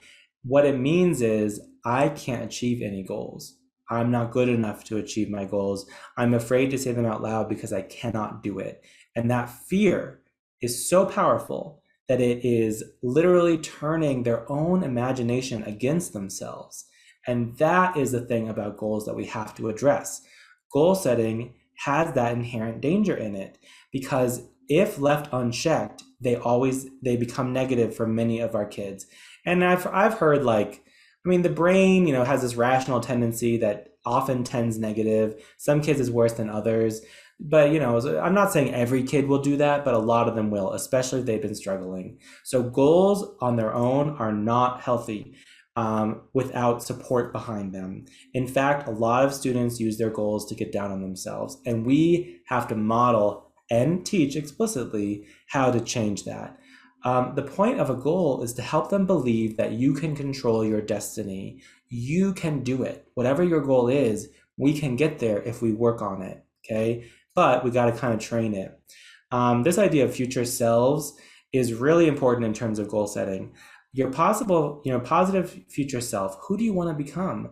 Negative future self, who do you not want to become? These things motivate students a lot, but we need to harness it, right? So fear is not necessarily bad. Fear left unexplored is the problem. Okay, so we're going to dig into this a little bit more. This is the last TED Talk I'm going to recommend, I swear.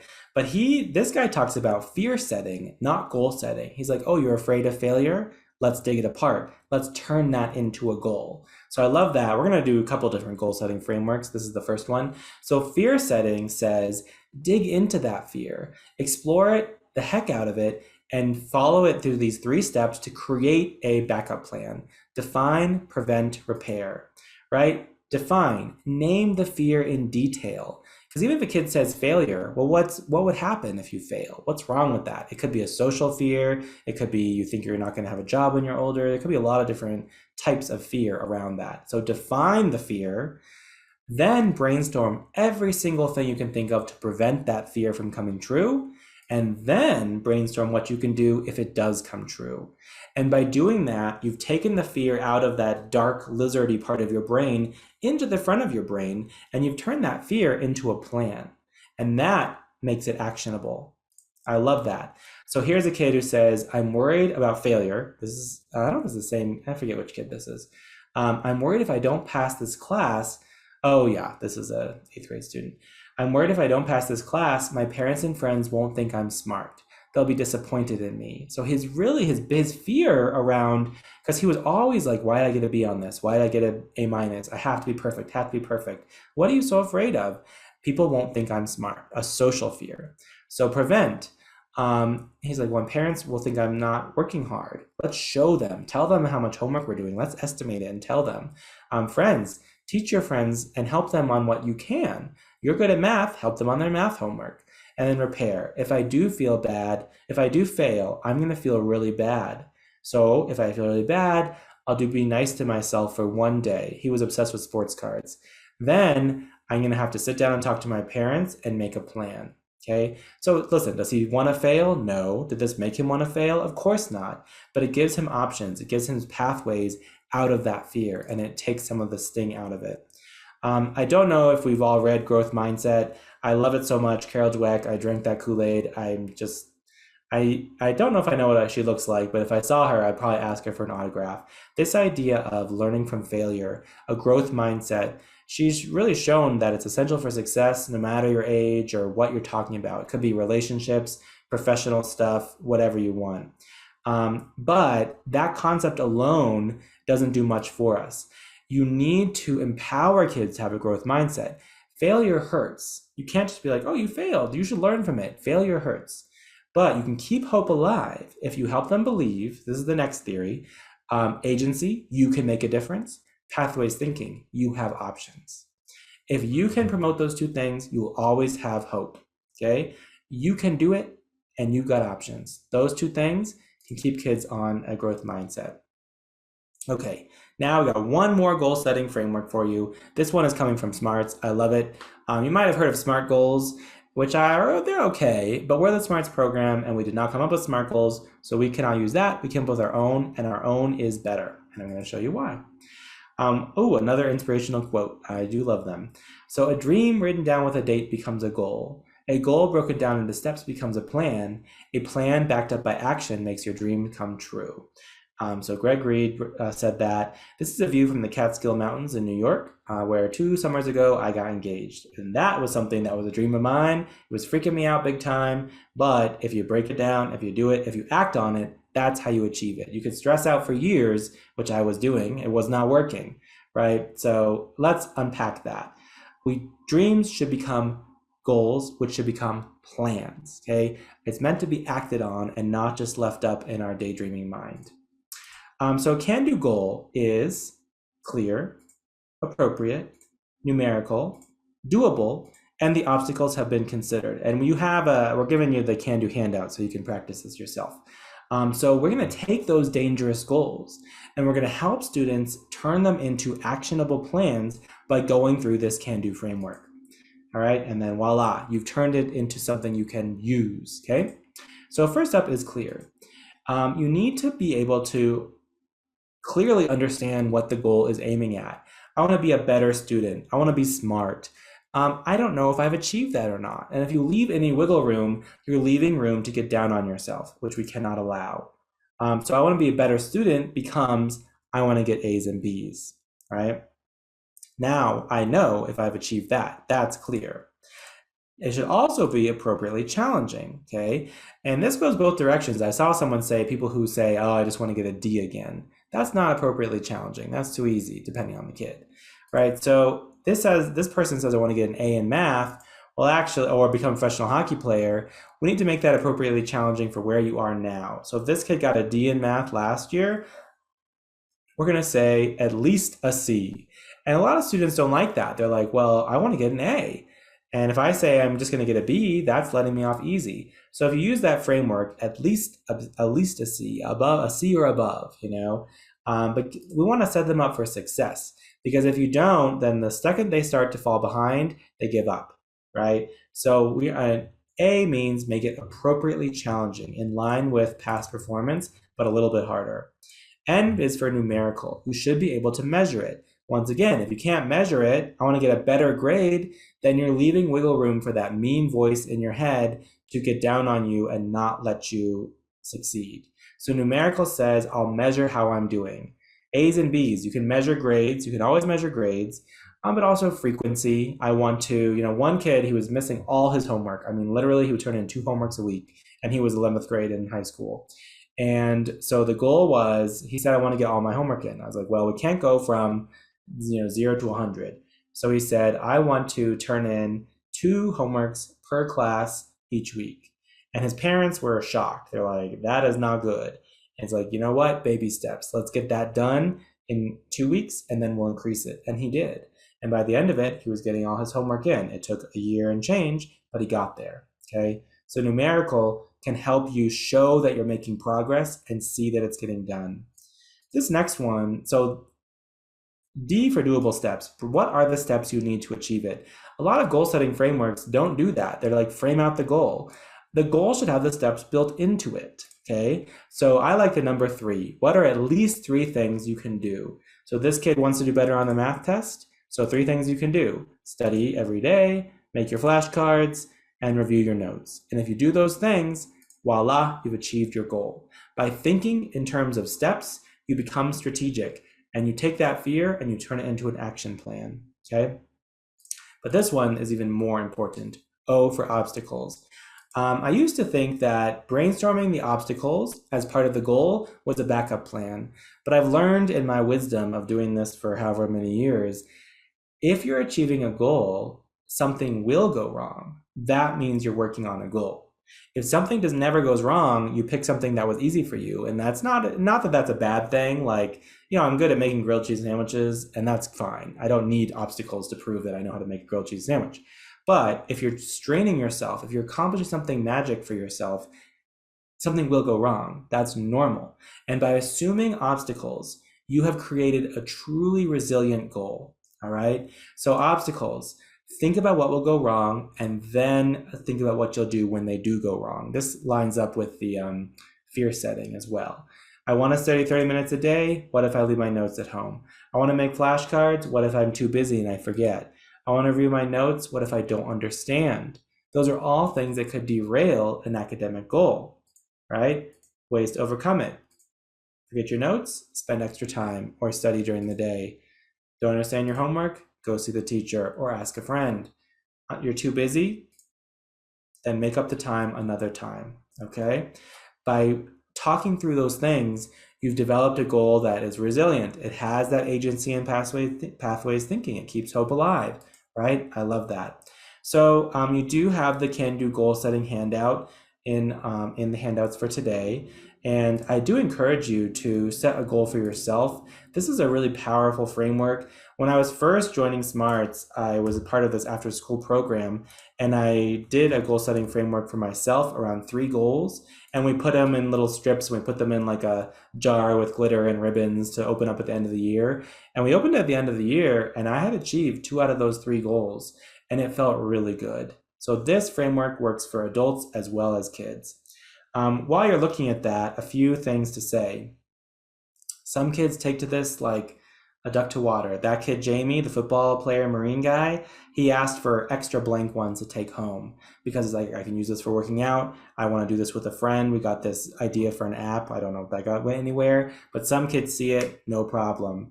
If you're working with young kids, you should definitely set a group goal before you even think about individual goals, okay? So let's do a goal for cleaning up the classroom. I'll never forget this 3rd grade teacher in New Jersey, or no, 2nd grade, younger than 3rd grade, because they couldn't all read that well. And just like, they always leave their jackets on the ground and they never clean up, and the room is disgusting. And doing the can-do goal, she's like, I cannot believe it, but they actually are cleaning up. Because by creating a goal together, it creates a shared responsibility together. And she was over the moon about it.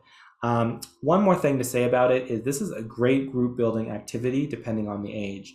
If my goal is around fitness, and then you pass that goal around, other people can weigh in on their experiences. When I was getting fit, I did X. Or do you want to work out with me? Sharing goals can be a little scary for kids, but it's a real bonding and community building experience.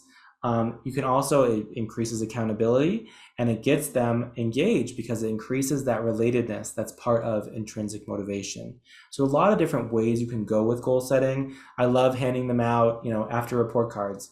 What's your goal for next time? It lets them bounce back if there's things in that report card that bother them. It takes that fear and it turns it into a plan. I love can-do goals at the end of the year, for the summer. I love can-do goals for your entire high school career or even for your entire elementary school career. Who do you want to be when you graduate? It's a great framework for harnessing kids' imaginative fears and giving an outlet, imaginative abilities, and giving an outlet for their fears. So I'm a big, big fan of can-do goals, and I'm excited that we got to go over it today. Okay. Oh yeah, here's some of my favorite ideas for what you can do with it. Using your own goals as a model, always great. Having them, you're like, I need to run 5 miles. How should I do that? Having them plan out hypothetical goals with you, whether you actually run 5 miles or not, great idea. Creating a goal wall in your classroom where people can share their goals is very powerful. Time capsule at the beginning or end of the year, like I said. Asking them to identify accountability team for their goals is pretty great too. Okay. All right, so same as before, from this goal setting, and I know I threw a lot at you and now it's late and you guys are like, oof, I need to go relax. But from goal setting, is there anything that you're like, yes, I want to use that, I like that a lot? Or is there anything that's just stuck? You're like, oh my gosh, I don't know how to do X still. Go ahead if you have anything to share with your peers in the chat, that would be great.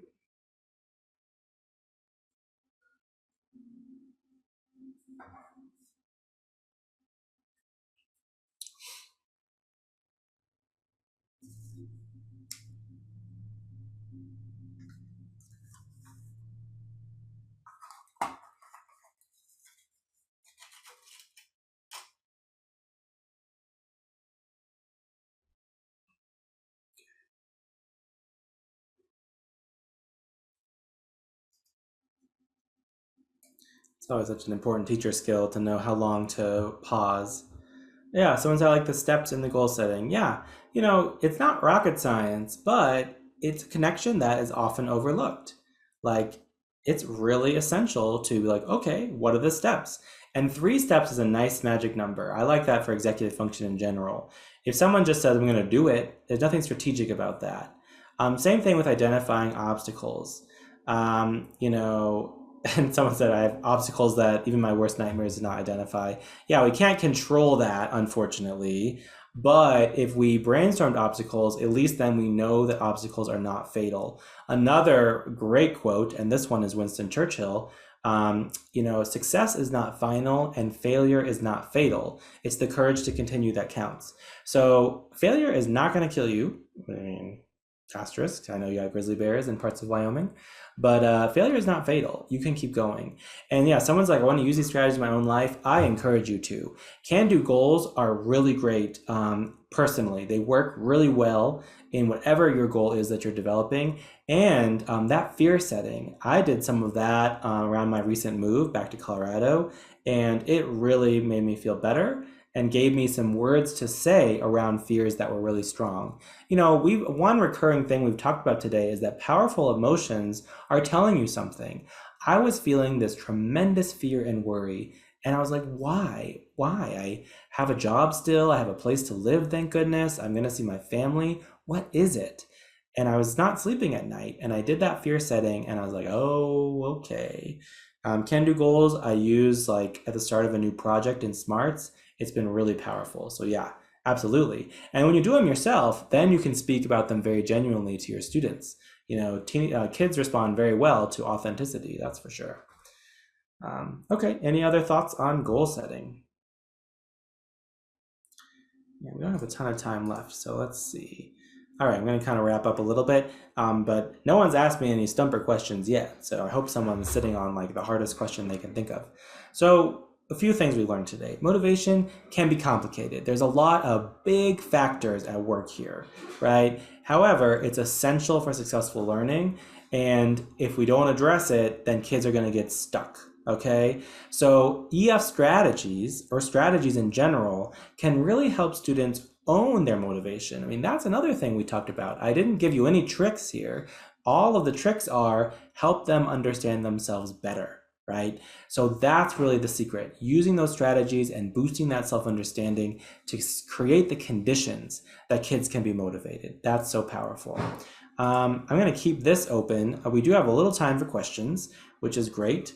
And we put my email up there. I love hearing from people. I love talking about executive function, smarts. Someone's going to win a smarts license, which is awesome. That means that you can bug me about all sorts of things. But even if you don't win and you have some questions, don't be a stranger. This work is what matters. We're here to help the kids, help the teachers. So feel free to reach out with whatever questions are on your mind. All right, I'm ready. Who's got that hard question that's going to totally make me do my homework? I know it's the end of a long day. You've probably been on Zoom a lot. So that's okay if you don't have one. But if you do have one, feel free. And, similarly, you all are your own best resource as well. A lot of these great ideas that I'm coming up with were taught to me by my students or my colleagues or whatnot. So feel free. Okay, I see a raised hand. So if that person want to chat or ask a question, I don't know how to unmute you, but you can type it in the chat. Oh, maybe I can. Can I? Okay, looks like it just says HALA is Hala maybe. I did go ahead and give you permission to unmute if you'd like to ask your question, or you can post it in the chat.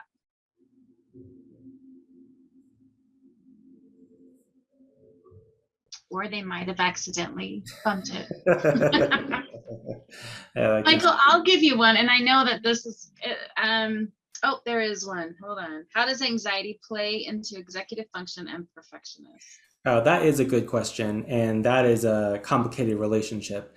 So anxiety, a lot of strong emotions like anxiety or fear, they rely on these automatic thoughts like, if I fail, everyone will hate me. And those thoughts are so powerful that they're often not even thought as like words. They're like these emotional, physical states that are so knotted up. And when you're feeling strong anxiety, you're pulling the energy away from your prefrontal cortex into your limbic system, into your lizard brain. So you can't engage the front of your brain. So that sort of perfectionism is when it goes too far.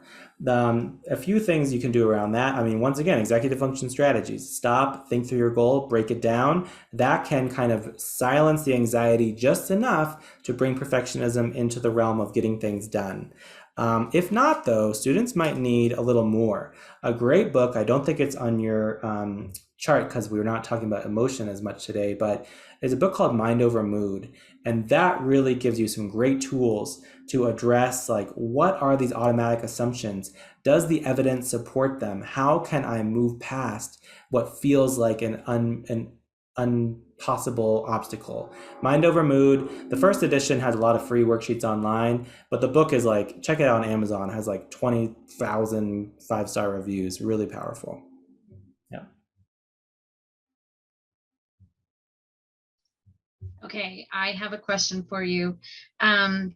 In my new role here at the Department of Ed, I'm now working more with people who are teaching preschool, or at least 3 to 8 into that early childhood setting.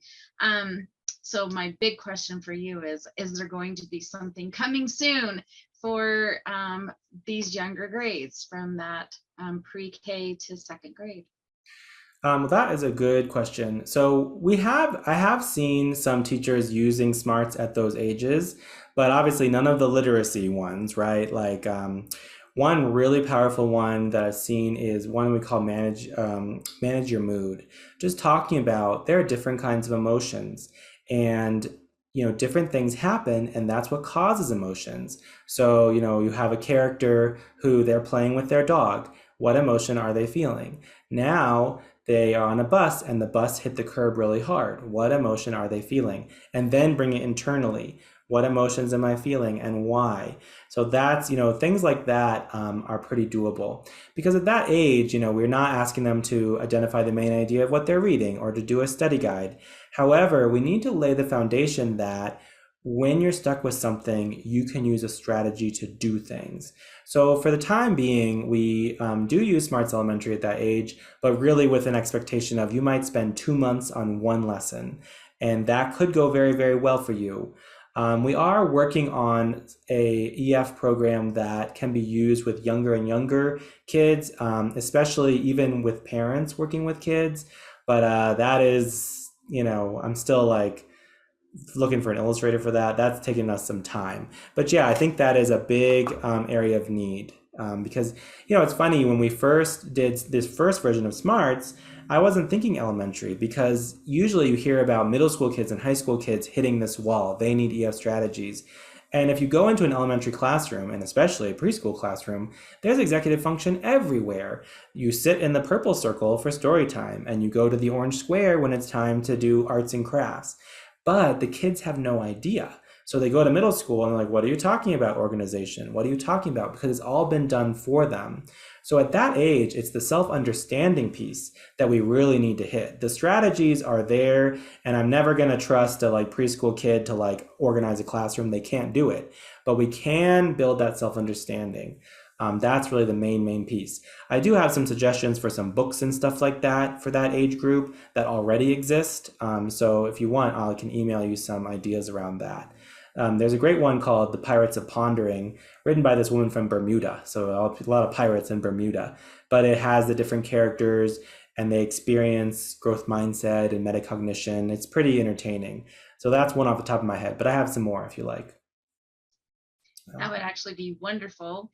And Michael just actually queued us up for Julie Dunstan is who he's speaking of, and she will be joining us on the 21st. So make sure you tune in if you are interested in any of the early education, early childhood education for this, because she will be joining us on the 21st. That's so funny. I forgot. Yeah, she wrote that and she is coming next. So yeah, she's fantastic and she can speak to that age very well.